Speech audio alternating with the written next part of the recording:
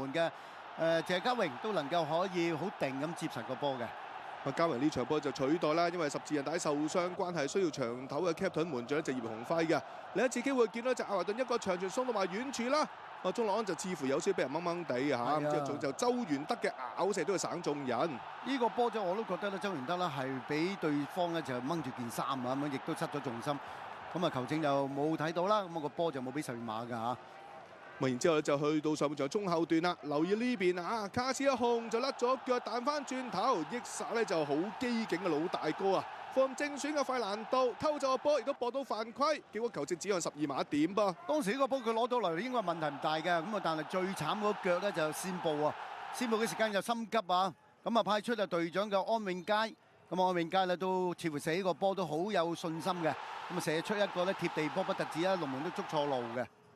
未都係計咧，就上個月啦嘛，泰皇杯咁啊對住伊拉克嘅時候啦，再次操刀12碼成功得手，36分鐘主場之利嘅香港隊係領先1-0啊嚇，相當開心啊！叫呢邊咧就安永佳啊，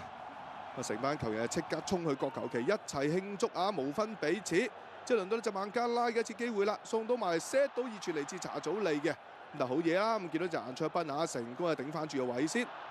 整個上半場咧就孟加拉好似呢個波就最有嘅威脅同埋個組織係最好嘅。咁啊上半場就中國香港就領先1球嘅。咁啊嚟到下半場咧就孟加拉就開始踢下踢下就有啲改變嘅，因為啲波咧係長傳斜傳嗰啲波咧係事實話打得好過上半場㗎孟加拉。今次呢個場波就嚟自隊長巴文㗎，為俾右閘斜插冚到上嚟嘅烏甸。咁好彩啊，孟門將家榮出嚟都夠晒快嘅。嗱，要追翻轉頭最近個場區球員就係7號嘅祖連路啊，都爭啲俾呢邊咧就烏甸可以偷襲得手。咁呢邊個波就搶到嘅，最後呢個波可惜就笠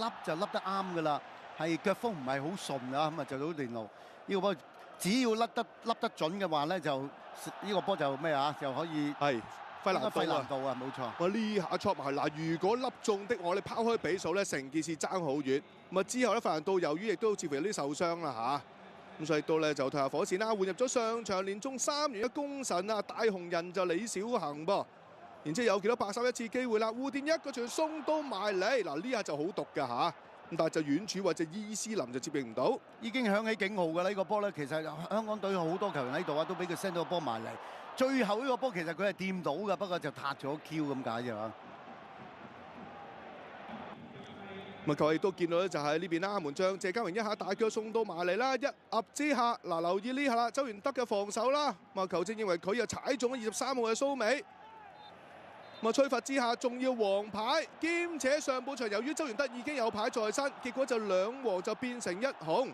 周元德係被逐離場，港隊只能夠10人應戰，亦都成為咗呢場賽事嘅轉捩點。冇錯啊，就係呢個波啦。咁啊，一頂埋嚟嘅時間又快腳嘅拉基何新啊，因為當時其實就喺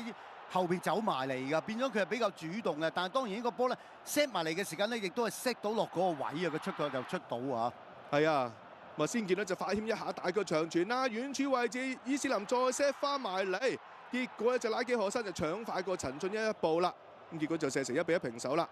到臨尾階段方面啦，禁區頂位置呢下左腳拉射就何新，結果咧就斜出啊！最終雙方踢成1-1平手，大家有得亦有失啊！咁啊，港隊賽後得到8分嘅嚇。It's top stuff.